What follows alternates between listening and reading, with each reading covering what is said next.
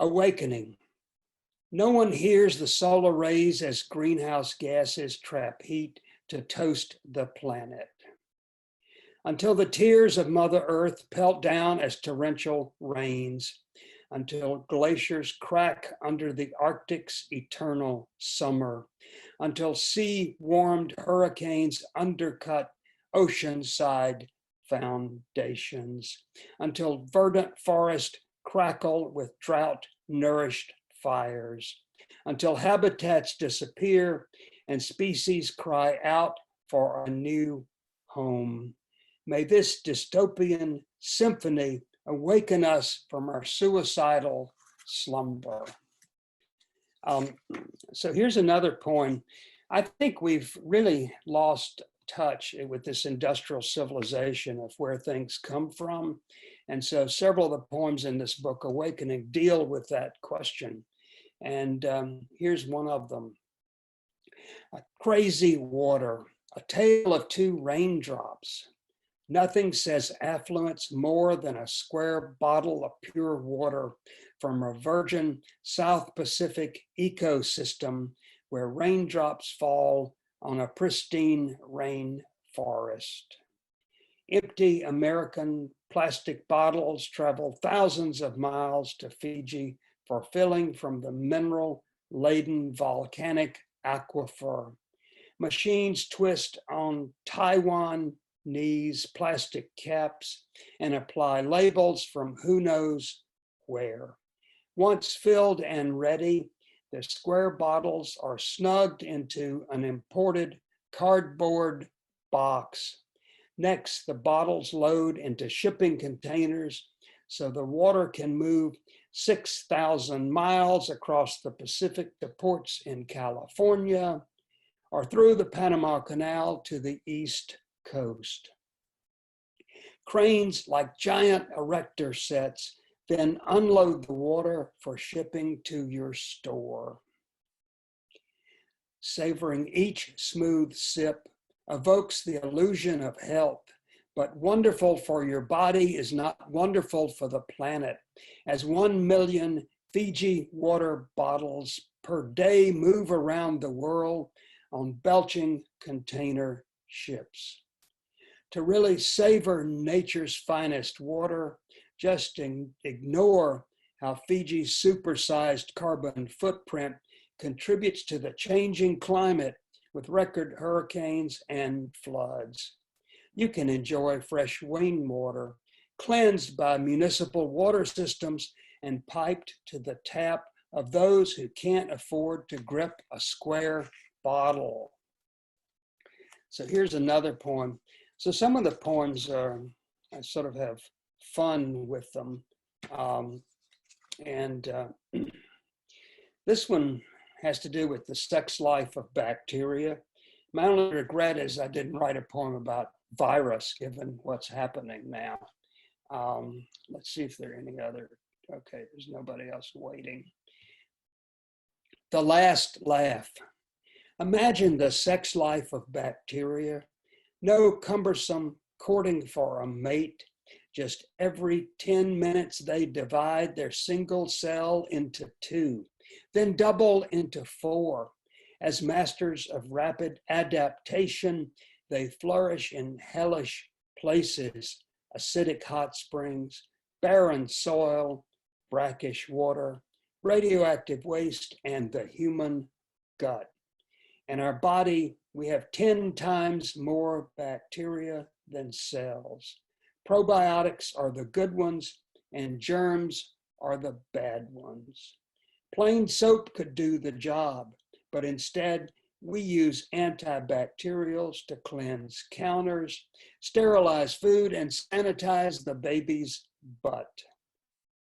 They only kill 99%, leaving you to wonder if the 1% are planning a counterattack with super-resistant germs.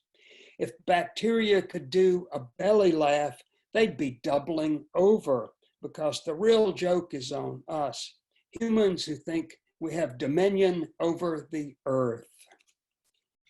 Here's another one that deals with sexual issues. Spermageddon.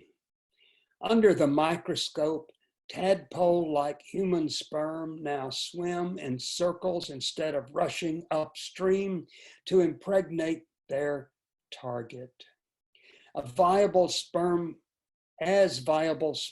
counts fall and more sperm swim erratically, healthy swimmers may soon become an endangered species. To fight this impending spermageddon, men should be marching on Washington to confront corporate lobbyists who say, "It's not us," says the pesticide industry. "It's not us," says the chemical industry. "It's not us," says the plastics industry. Collectively, they point to the real villain, the dreaded vegans, stuffing themselves with soy products that disrupt the endocrine system. Okay, now, I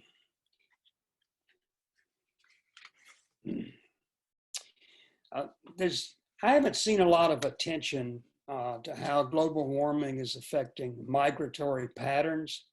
And near where I live, there's a lake that these incredible tundra swans come down to spend the winter, and they come from northern Canada and Alaska and the Arctic. Elegant travelers in winter, thousands of lily white tundra swans dot the surface of Pungo Lake. From a distance, they look like scattered snow clusters on the water's surface. After their 4,000-mile flight, the Alaskan travelers enjoy North Carolina's milder climb. Soon a warming spring will signal to the elegant swans a return flight to Alaska. They've never studied aerodynamics, but they stretch their necks, fold back their lanky black legs, form a V formation, and let flapping wings reduce air resistance. Flying at 50 miles per hour, the flock of avian marvels travel hundreds of miles each day before returning to Alaska, where life partners will hatch offspring and prepare chicks to migrate south.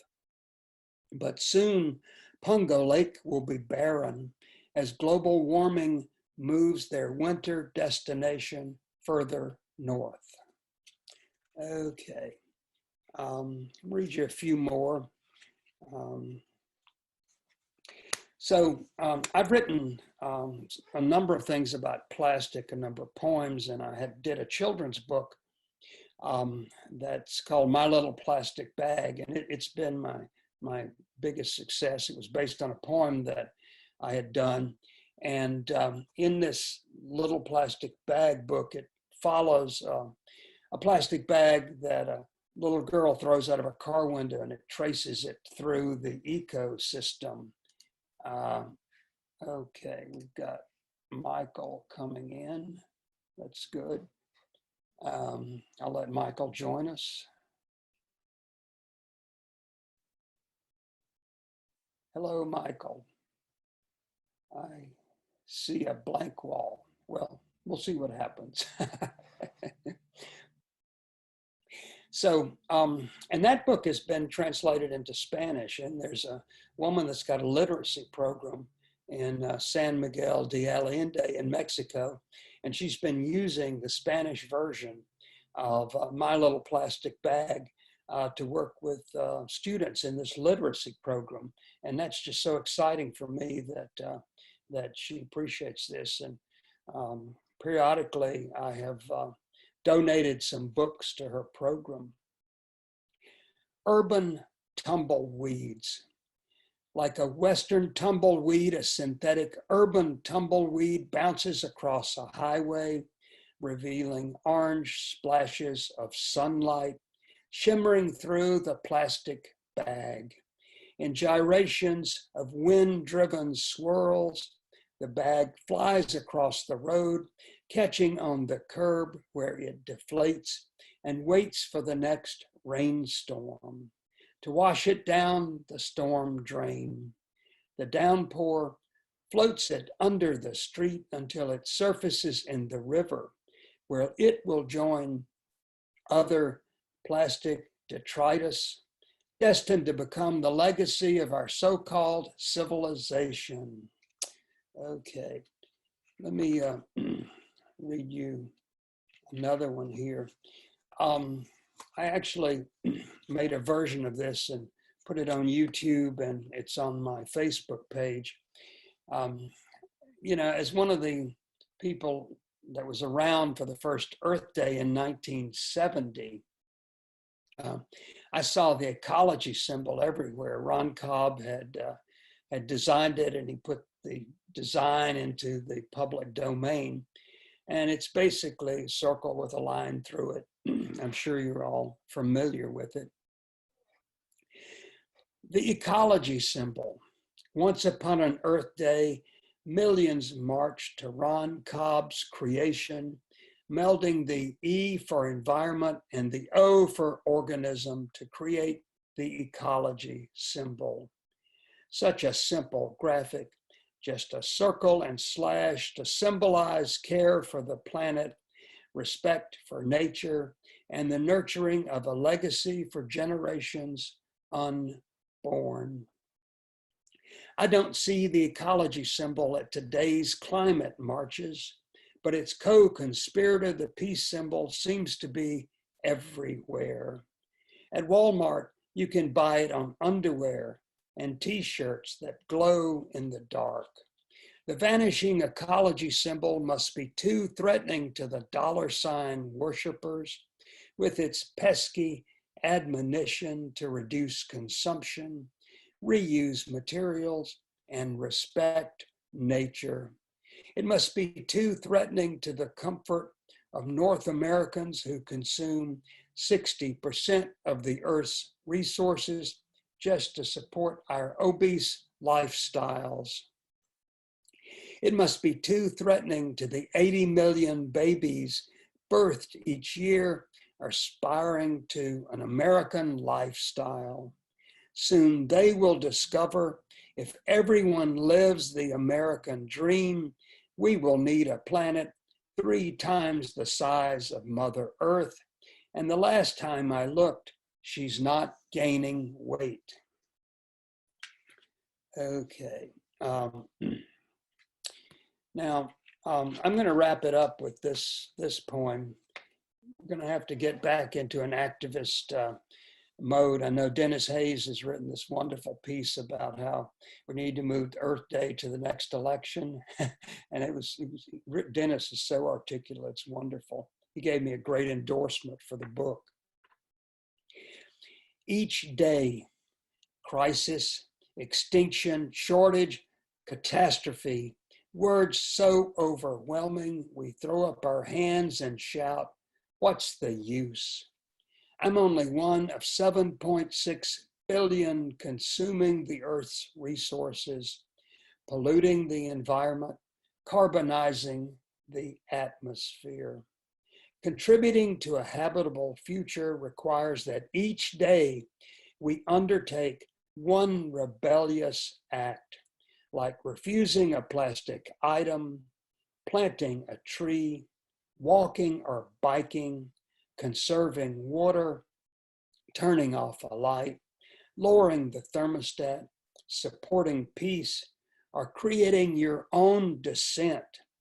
One little act each day times 7.6 billion mouths could make big change.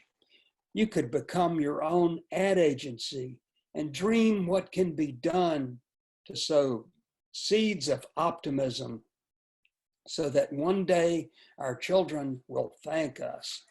So I'm going to wrap it up at this point, and I'll unmute everybody. So you feel free to give me feedback. I'm going to try to share the screen with a cover of the book. You could go to my website. Where is it published? There you are. Is it? Good. The book is published in Manchester, England, Fly on the Wall Press. You can see details about the book, some reviews that I've gotten, endorsements.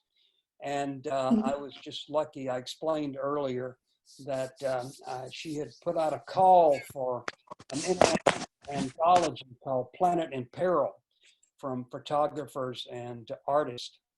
And so she accepted one of my Right. poems, which was really exciting. And I got to start having some exchanges with her. And she put out a call for manuscripts. So I sent her 100 pages of my environmental poetry, and she cut it down to about 40. But it's fine. They're some of the better poems.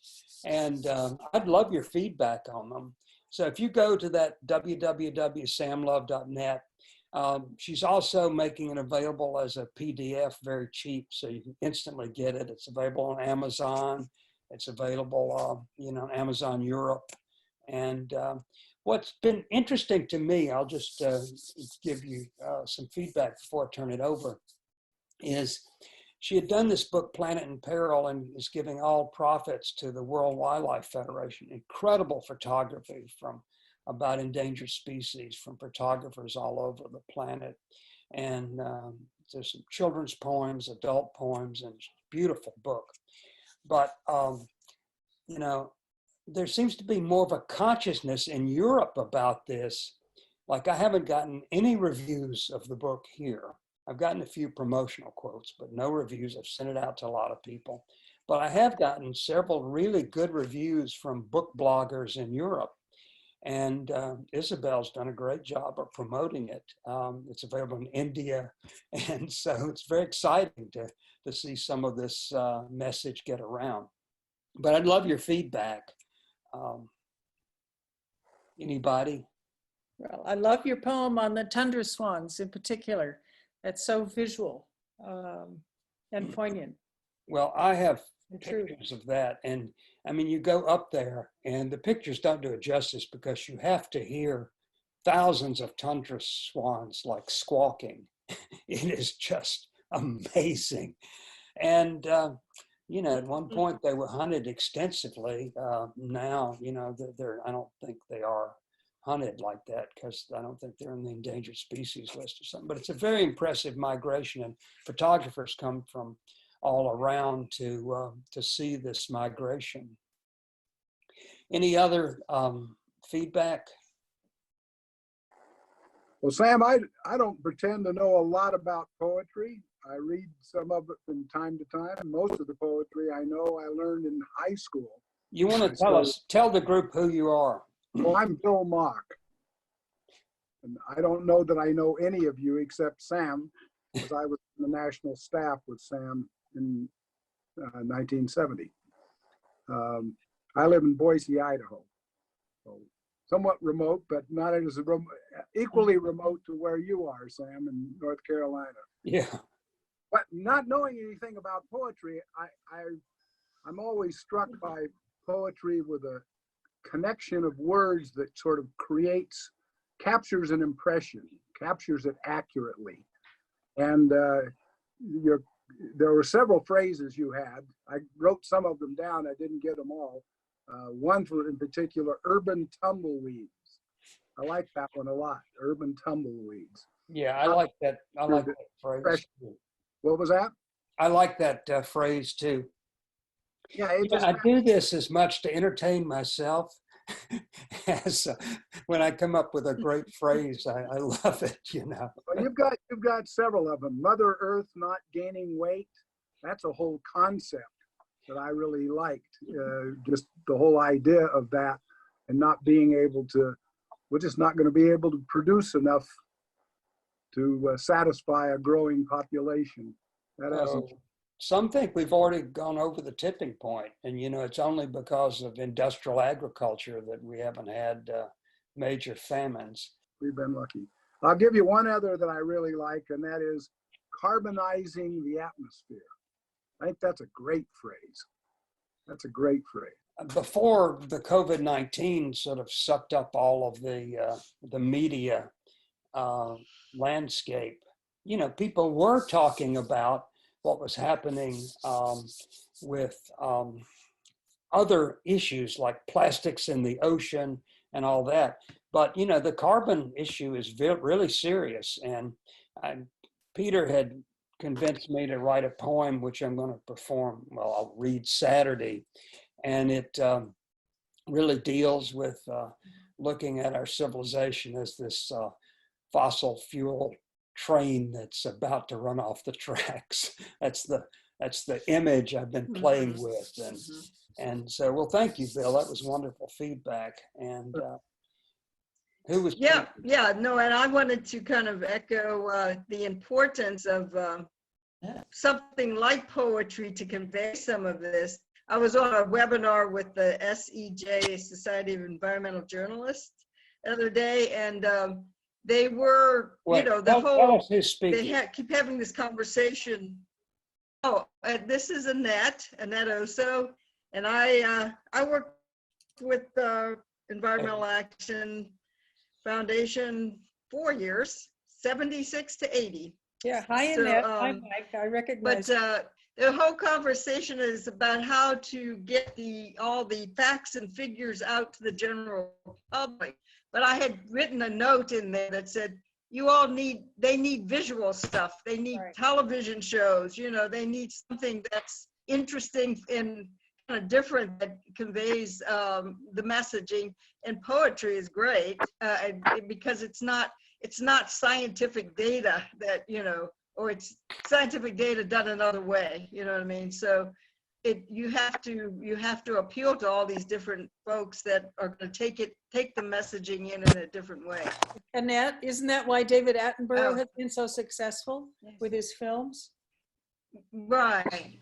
The NRDC has a project now working with TV show producers and all this stuff to sort of, it's like the product placement thing going on, but with environmental messaging and climate messaging really is what they're doing. So that came out in that webinar it was in. So it's like good for them. It needs to be in a lot of different places. This is my book, My Little Plastic Bag. And I worked with a wonderful North Carolina illustrator, Sam Ray Duke. And basically, it's a children's book that traces a plastic bag through the environment. Her illustrations are just incredible. And this thing has actually sold. I usually have to give my poetry away, but it explains really two concepts. It explains the concept that there's no away and that there's cycles in nature. And so I think your television's great, but one of the problems we've got right now is there's a media overload. People just, you know, are so saturated. I don't think they're thinking clearly. I think it's destroying people's memory. And I had breakfast with Ken Kesey years ago when I was in DC. And he talked about how basically he thought we were moving into a dementia, Alzheimer's culture, where there's just no memory anymore because people are bombarded with so much. And I think that's true. And I think that's why Trump can get away with so much that he does, because, you know, he's done one outrageous thing, then another, and you forget the one we just did. And so, you know, we're all fighting. So Sam, I joined you when you were doing the poem with the Mexico, it's the plastic bag in Mexico image. And I didn't write down comments, but the detritus of plastic, and it just evoked for me the years we lived in Nicaragua, and the plastic bags hanging on the barbed wire. And I mean, we have a lot of plastic bags in this country, but even more assaulted there in terms of they were everywhere. You get your Coca-Cola plastic bag with a straw. Well, Yeah, you know, that's I lived in what Nepal for excited 10 me years. so much and it's the about same thing. them doing a Spanish. Well, a friend of mine did a Spanish version. He wanted to use the Dominican Republic of this, Yeah. Mi Placita Plastica or something like that. And you know, so the fact that some of this can get out is just wonderful, you know. But I mean, the statistics on how we're plasticizing the ocean. It's so sad, you know. You mentioned Dennis's article that he wrote. I just read it at the beginning of the biographies that Peter sent to us all. That's very powerful. I'm hoping that he'll get that printed in some places. He's still carrying the banner. I know. Well, it was printed in the Seattle newspaper. Oh, good. And So I can send it to my journalist friends, then I will. I'm recording some of these poems and, you know, with a camera, and then putting some visuals. I just put one up on my Facebook page and YouTube, and several people have shared it about the ecology symbols, because I think that's got some interesting imagery in it.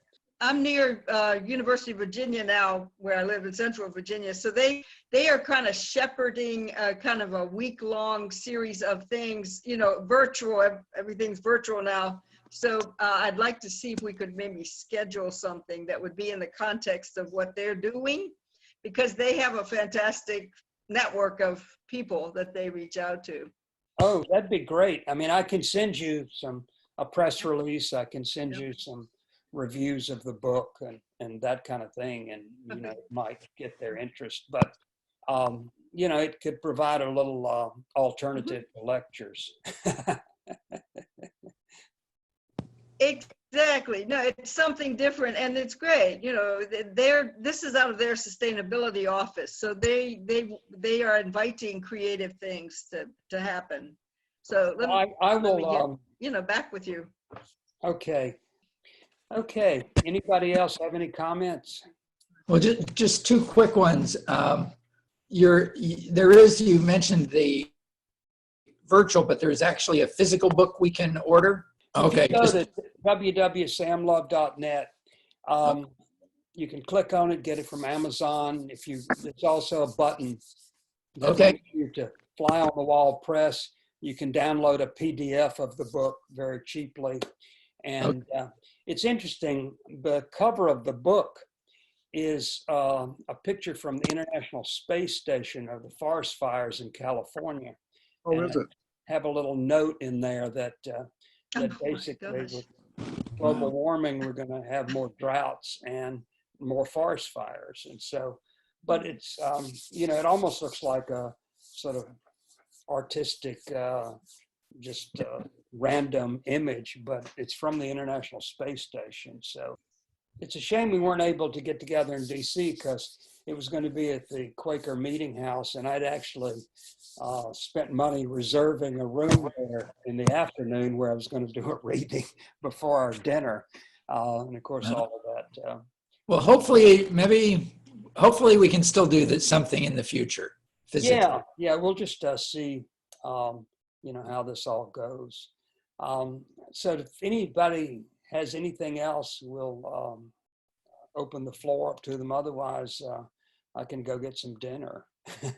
Well, Sam, I'm gonna buy your book, but then I'm gonna send it to you because I want a description of this. I don't want just any old book.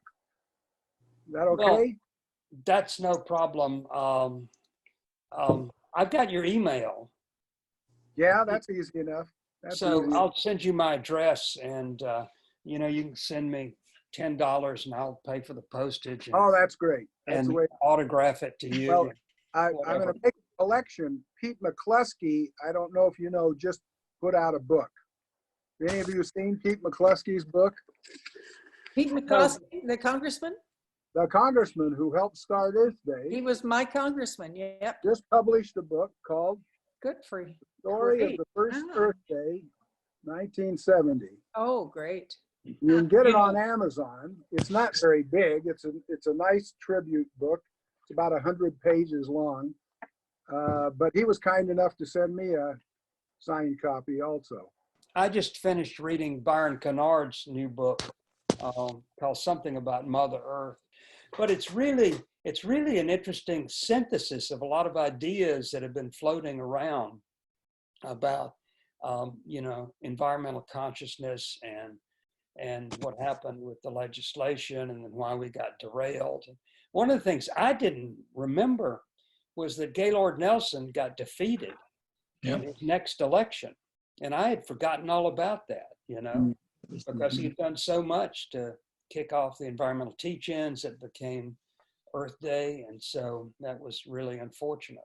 That was true with McCluskey too. He didn't last much longer. He might have made another cycle or two. Gone probably in 4 years. It's the way it goes. Well, let's hope the pendulum in November is going to swing back because, you know, I mean, it's going to be an interesting race. Well, I think Dennis Hayes said it right. Earth Day is Election Day. Yep. It's Yep. a day to go to the polls and honor the Earth. Well, good. Well, I will see you guys Saturday afternoon. It's going to be interesting to see how they manage that with 50 little boxes.